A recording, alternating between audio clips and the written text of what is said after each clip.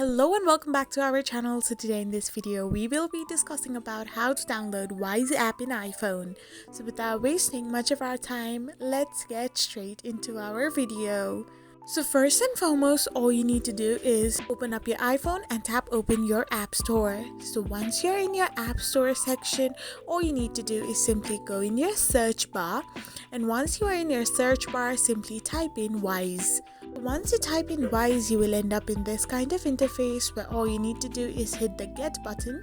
So now double click to install your app and verify your Face ID to download it. So it will take some time to get downloaded in your iPhone. However, according to the internet speed, your downloading process may vary or differ.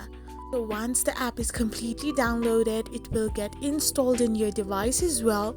So once this is also done, you can simply tap open your Wise app on your iPhone by hitting the open option. So in this way, you can download Wise app in your iPhone. I hope you found this video helpful, so don't forget to hit that subscribe button and do give us a thumbs up. We will be back again with these informative videos.